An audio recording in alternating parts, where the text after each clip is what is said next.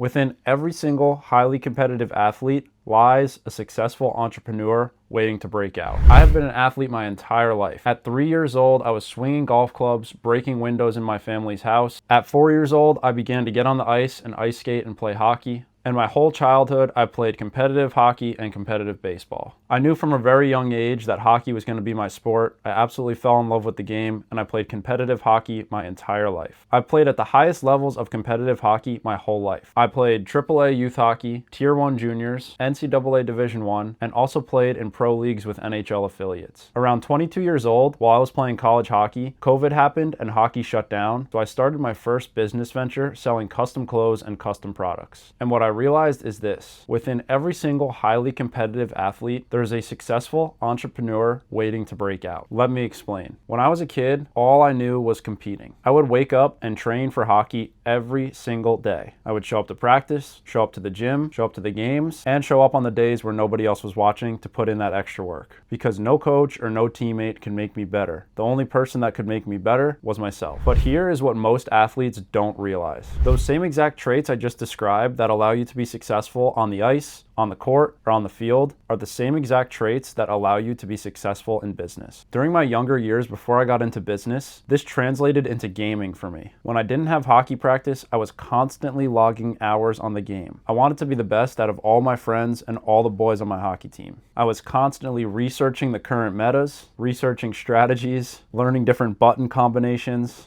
and watching the top gamers on YouTube, similar to how you would watch film for your sport. I was giving myself every single strategic advantage possible to allow myself to dominate the game. As I grew older and matured, this translated into business and entrepreneurship. In this video, I'm going to show you exactly how I took the drive that I built as a competitive athlete and translated that into building businesses, growing my personal brand, and becoming a successful entrepreneur. And stick around to the end because I'm going to give you the exact framework that I used and any athlete can use to explore how you can get started in your first business venture away from the field, the rink, or the court. The first trait, and probably the most important one, is having the discipline to show up each and every day. And while this might seem like a very obvious one, it's also a very important one. As an athlete, you learn very quickly that nobody else can do the work for you. Coaches can guide you and teach you, but ultimately you're the one who's going to have to lift the weights, take the extra shots, skate the extra laps, and put in the work while no one else is watching. Having that discipline to show up every day, even when you're tired or exhausted, or you have other things on your mind distracting you, that discipline is the same thing that will allow you to build a successful business. When COVID happened while I was playing college hockey, I really didn't have anything to show up to anymore. I had no coaches or practice. All the classes were online and easy to pass. To be honest with you, I really had nothing besides video games to look forward to. But that habit of discipline that I had ingrained in myself over years of being a competitive athlete carried over. And I began to experiment with my creative side and create custom clothes and custom products out of my college bedroom. I started building my first business, Top Shelf Customs. I showed up each and every day to create, to post on social media, and to sell products. And because I carried this discipline over and showed up each and every day, I was able to scale Top Shelf Customs to 6 figures in sales. The same way that your season is won by showing up to practice and games each and every day and competing, your business is built by showing up each and every day to work on it in some way, shape, or form. The next trait that will allow you to be successful in business is having the competitive drive to want to win. In sports, you are simply always competing. You're competing to make the team, you're competing for playing time, you're competing for wins, and you're competing for a championship. That competitive drive makes you work that much harder, go the extra mile, push harder, play smarter, and perform under pressure. And going back to my last point about having the discipline, having the competitive drive to want to win ties directly into that, especially when it comes to showing up on the days when you don't want to or don't feel like it.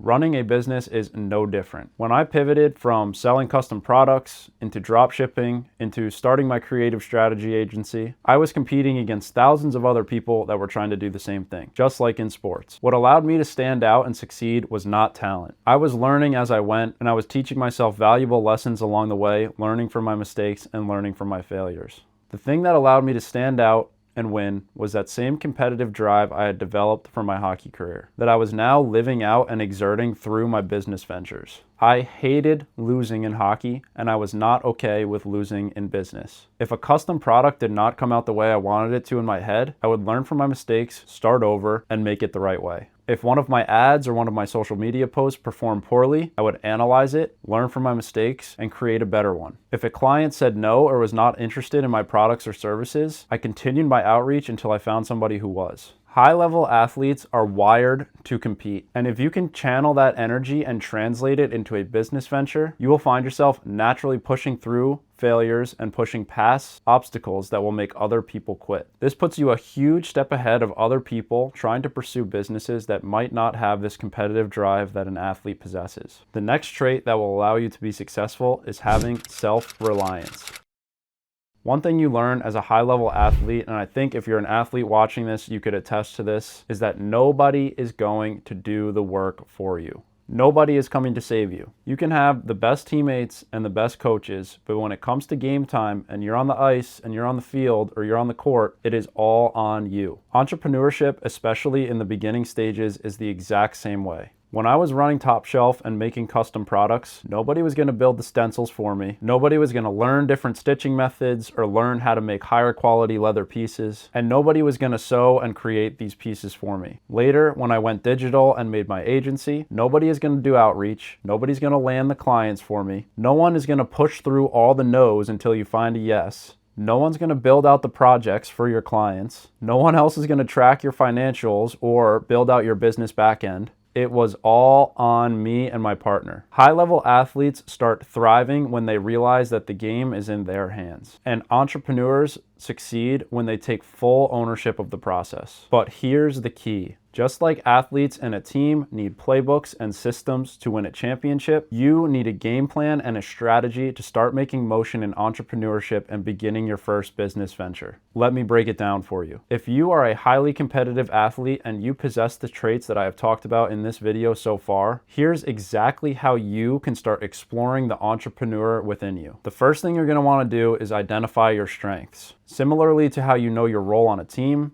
you're a goal scorer, you're a defender, you're a playmaker. Figure out what you are naturally good at. For me, it was creativity. This always came easy to me. When I was younger, I was always drawing, doodling, graffitiing, painting things, making creations, building Legos, making videos. So creativity was the easy outlet for me to attack. That's why I started with custom clothing, custom products, and content, and what ultimately led me into creative strategy and social media management. I found ways to express my creativity through custom products, social media posts, content creation, and creative strategy. Number two, the next thing you're going to want to do is start experimenting with small wins. You're not going to build Amazon overnight. Do not try and build a multi-million-dollar business overnight. When I first started, I was selling custom sweats, hoodies, and keychains for around like $40 each. Small wins build momentum. As I learned and progressed, I upped my quality and I upped my price. And slowly but surely through this process, I scaled Top Shelf Customs, which was my first successful business venture. When I began my creative strategy agency, I started by taking any small ticket task that a business would trust me with. As I stacked up these small wins, I worked towards more higher ticket projects and higher ticket clients, as well as built out my client testimonials and my social proof. This process allowed me to scale strictly towards high ticket opportunities, and this ultimately paid me and my company more money. Number three, treat business like practice. Show up in some way, shape, or form every single day. You're not going to shoot 100 pucks every single day. Some days you want to work on passing. Some days you want to work on skating. Some days you don't even go on the ice and you just hit the weight room and get stronger and build your mobility. Work on your business like you're practicing your sport and training for your sport. Every single day, get 1% better in some way, shape, or form. You don't need these 8 to 12 hour work days that you see people talk about online every single day right off the bat. Although these long work days do tremendously move the needle at certain times, when you first are getting started, stick to a few hours per day of consistent and focused reps. I guarantee you, you will start to see progress the same way that you do in sports. As you start to see and feel this progress, then you can work towards longer, more consistent workflow sessions. You also need to set aside time to learn and study. Similar to when you watch film in your sport, you are dissecting your game, you are learning from the team, and you are picking out things that you might not have noticed while you were playing. Start to read books on financial literacy, building successful businesses, and learning to control your mind. And watch videos just like this one where you can learn from people who are doing exactly what you want to be doing. And last but not least, number 4. Build your brand like you are building your reputation. As a high-level athlete, your reputation comes from how you perform in your sport and who you are as a human being. In business, your reputation is rooted in your proof of concept,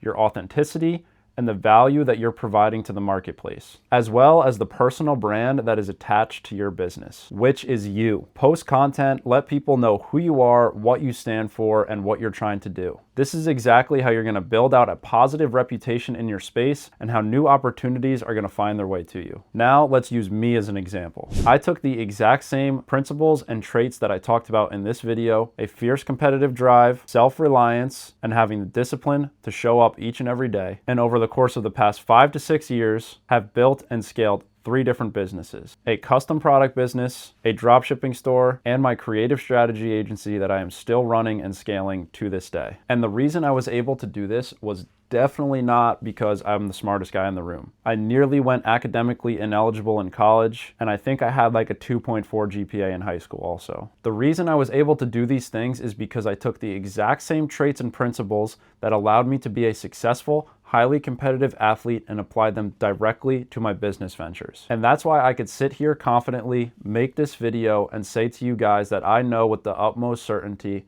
that within every single successful, highly competitive athlete lies a successful entrepreneur waiting to break out. Most of them have just not realized it yet. If you are an athlete or you're just a competitive individual and you want to see me continue to apply these traits directly to my day-to-day life, growing my businesses and my personal brand, be sure to give me a follow on Instagram and the rest of my socials. I'll have them all linked in the description. I post daily content there that you guys can keep up with. And also be sure to subscribe to my channel because I'll be making many more videos like this, breaking down principles, lessons, and trials and tribulations that I have gone through that have allowed me to go from a broke college athlete to a successful entrepreneur. And you're not going to want to miss them. If you're a current or former athlete that has began your journey in business or entrepreneurship, be sure to drop a comment. I'd love to connect with you, hear your story, and chat through what you're working on. Anyways, this one's a wrap. Thank you guys for watching, and I'll see you on the next one.